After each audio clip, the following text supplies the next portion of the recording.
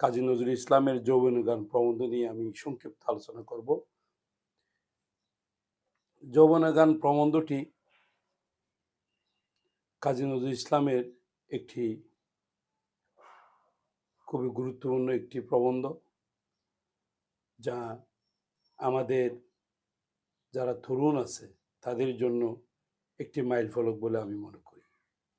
যেহেতু এখানে তিনি তারুণ্যের জয়গান গেয়েছেন। ইতিমধ্যে আমি তোমাদেরকে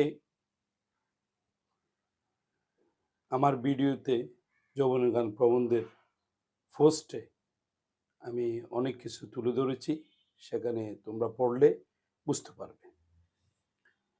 এখানে বার্ধক্য এবং তারুণ্য এই দুইটা দিক তিনি বিশেষভাবে আলোচনা করেছেন। আমরা দেখি অনেক বৃদ্ধ বয়সের অনেক লোক যারা কর্মে বিশ্বাসী, কর্মই যাদের প্রেরণা, উৎসাহ। অনেক অনেক তরুণদেরকে দেখা যায় যারা বৃদ্ধের চেয়ে যাদের কর্মকাণ্ড অনেক নিচে। তার কারণ হচ্ছে মনোবল। যেমন সিংহ শাবক সিংহ হয় তার আত্মবিশ্বাসের গুণে। যেমন একটি বানর অন্য একটা পশু পাখি, সেভাবে তার পরিচালনা হয় তার আত্মবিশ্বাসের গুণে। সেলফ কনফিডেন্ট, যে সেলফ কনফিডেন্স যে বিষয়টা আছে সেটা হচ্ছে আত্মবিশ্বাস। এখানে বার্ধক্য হচ্ছে, আমরা মনে করি যাদের বয়স হয়ে গেছে তারা বার্ধক্য উপনীত হয়েছে, কিন্তু লেখক বলেছেন বার্ধক্যকে সবসময় বয়সের প্রেমে বাঁধা যায় না। কারণ তাদের ভিতর তারুণ্য রয়েছে, যারা কর্মপ্রিয়, যারা কর্মবীর। অনেক বয়স হয়েছে কিন্তু কর্মে উৎসাহ উদ্দীপনা তরুণদেরকে হার মানাচ্ছে। এরকম লোককে আমরা আমাদের আশেপাশে দেখি, সমাজে দেখি, দেশে দেখি, রাষ্ট্রে দেখি। তিনি ব্যবসায়িক হতে পারেন, তিনি শিক্ষক হতে পারেন, বা ছোটখাটো চাকরি করতে পারেন, বা কৃষক হতে পারেন। এখানে কোনো পার্থক্য নেই, মানুষ মাত্রই মানুষ। এখানে তরুণ কারা? যাহার শক্তি অপরিমেয়, গতি জঞ্জার ন্যায়, বিপুল যাহার আশা, ক্লান্তিহীন যাহার উৎসাহ, বিরাট যাহার ঔদার্য, অপুরন্ত যাহার প্রাণ। এমনকি আমরা দেখি লেখকের ভাষায় বিভিন্ন নব নব গ্রহ সন্ধানে অনুসন্ধানে বের হয়ে গেছে, কিন্তু তিনি আর ফিরে আসেননি। তুষার ঢাকা অনেক পর্বত বিশাল শৃঙ্গের উপরে উঠে তুষার ঢাকা পড়েছে। তিনি জানতেন তার মৃত্যু ওখানে হবে, কিন্তু এরপরেও তিনি কি ওই পাহাড়, ওই গ্রহ জয় করার জন্য পৃথিবী থেকে উঠে গিয়েছেন। অনেক নভোচারী সেখানে পৃথিবী থেকে তারা বিভিন্ন যান নিয়ে নবযান নিয়ে সেখানে গিয়েছেন, কিন্তু আর ফিরে আসেনি। যুবক তারাই যারা শ্মশান ঘাটে গোরস্থানে শব বহন করে নিয়ে যায়, মৃতদেহ বহন করে নিয়ে যায়। এই মৃতদেহ বহন করা তো কিন্তু অনেকেই এটা করেন না। তার কারণ হচ্ছে এটা তার ব্যক্তিগত ব্যাপার।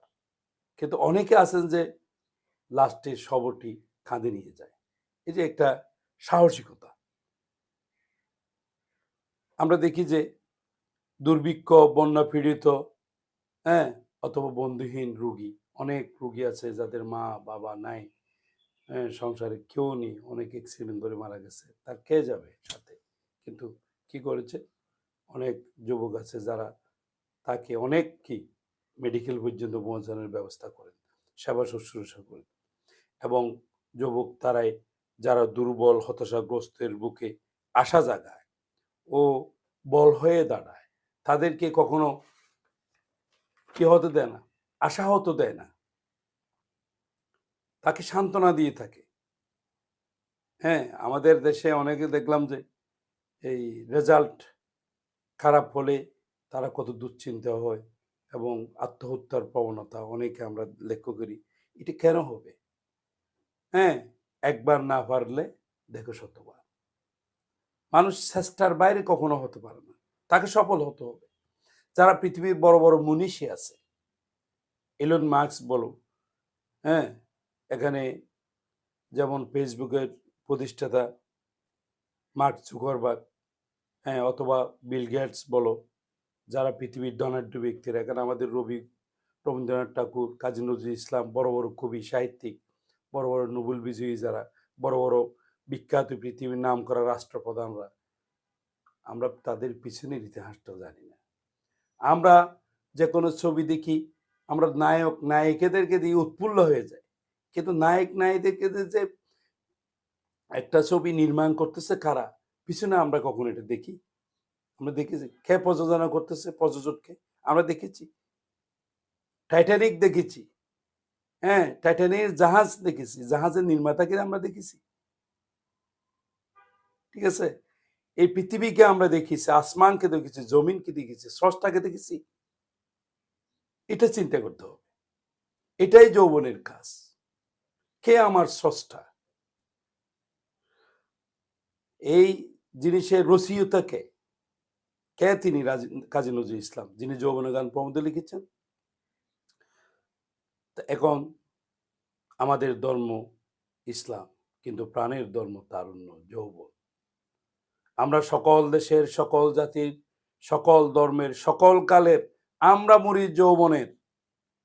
যাহা পুরাতন, জীর্ণ, শীর্ণ, তাহাকে ব্যঙ্গে নতুন সংস্কার করতে হবে। যেই ইমারত, যে বিল্ডিং ভাঙ্গা ভাঙ্গা অবস্থা, বড় বড় অবস্থা, সেটাকে ব্যঙ্গে চুরমার করে সেখানে নতুন কি সংস্কার করতে হবে। যেহেতু আমাদের আমাদেরকে খোদা হাত দিয়েছেন, এই 2 হাত আমাদেরকে দিয়েছেন বেহেশত এবং বেহেশতে সিজ অর্জন করার জন্য, ভিক্ষা করার জন্য নয়। এই 2 হাত দিয়েছে আমাদেরকে তারুণ্যের। এখানে তারুণ্যের যে বিষয়টা হচ্ছে কি, একজন ছাত্র, এটা আমাদের দেশে অবশ্য নাই। বিভিন্ন দেশে, অনেক দেশে, বিভিন্ন তোমার এই যে ইউরোপ কান্ট্রিতে, সেখানে বিভিন্ন দেশে আছে যে মানে ছাত্রদেরকে কর্মসংস্থান তৈরি করে দেয়। যেমন আমেরিকাতে আছে যে একজন স্টুডেন্ট, তিনি পড়াশোনা করবেন আবার কর্মসংস্থান করবেন। এটার জন্য আমরা আমাদের বাড়ির আঙ্গিনা থেকে শুরু করে সব কিছুতে এটা ক্রিয়েটিভিটি চিন্তা করতে পারি।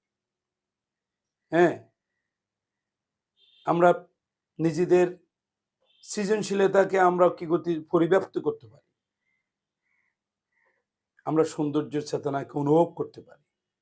যেহেতু আমরা যুবক, আমরা যৌবন, আমাদের হাতে দেশ, আমাদের হাতে সমাজ, আমাদের হাতে রাষ্ট্র, আমাদের হাতে পৃথিবী। আমরা আমাদের পৃথিবীকে মনের মধ্যে গড়িয়ে গড়িয়ে লইব। ইহাই তারুণ্য। তো যা হোক, আমরা আজকে শুধু একটু সংক্ষিপ্ত আলোচনায় কাজী নজরুল ইসলামের এই সুন্দর একটি, হ্যাঁ, সাবলীল একটি প্রবন্ধ, যেটা আমাদের সকলের জন্য